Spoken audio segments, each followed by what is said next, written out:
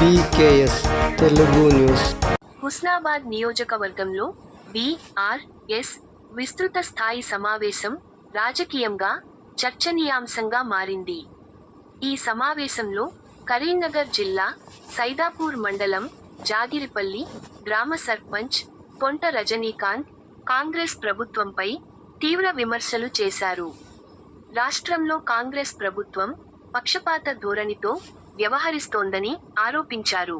ముఖ్యంగా BRS party తరఫున గెలిచిన సర్పంచులు ఉన్న గ్రామాలకు నిధులు ఇవ్వడం లేదని అన్నారు. అదే సమయంలో కాంగ్రెస్ పార్టీకి చెందిన సర్పంచులు ఉన్న గ్రామాలకు మాత్రం ప్రాధాన్యత ఇచ్చి నిధులు కేటాయిస్తున్నారని విమర్శించారు.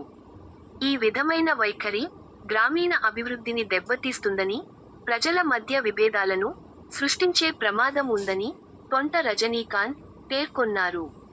ప్రజలకు సమానంగా నిధులు కేటాయించడం ప్రభుత్వ బాధ్యత అని, రాజకీయ భేదాలు లేకుండా అభివృద్ధి కార్యక్రమాలు చేపట్టాలని డిమాండ్ చేశారు.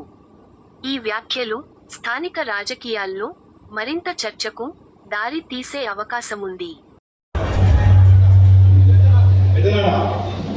ఓదేలు వాళ్ళ తమ్ముని కొడుకు మొదటిగా ఉద్యమంలో కూడా ఉన్న కుటుంబం ఇది. నాగిరిపల్లి నుంచి వెళ్ళి మాట్లాడుకుంటుంది.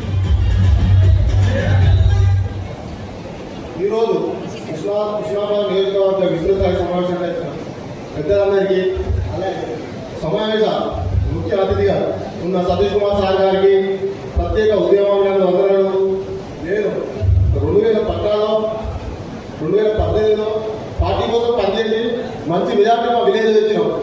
2 సార్లు సర్పంచ్ గెలిచినాం.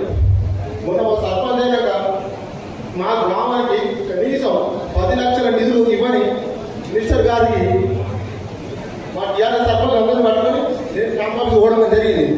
సార్ మాకు నిధులు కావాలి అంటే నిధులు ఇచ్చాడు, కానీ నిధులు నాకు ఇవ్వలేదు.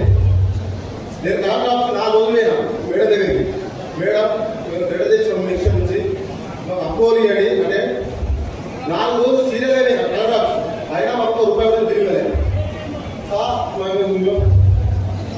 ఒకటేంటంటే కాంగ్రెస్ సర్పంచ్ గెలిచిన కాడ నిధులు ఇచ్చారు, టీఆర్ఎస్ సర్పంచ్ నిధులు ఇవ్వలేదు.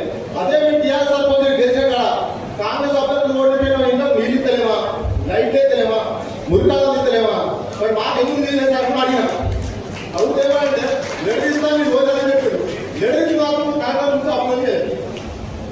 దయచేసి సార్ మా కోసం కూడా మీరు మీటింగ్ పెట్టి మండలంలో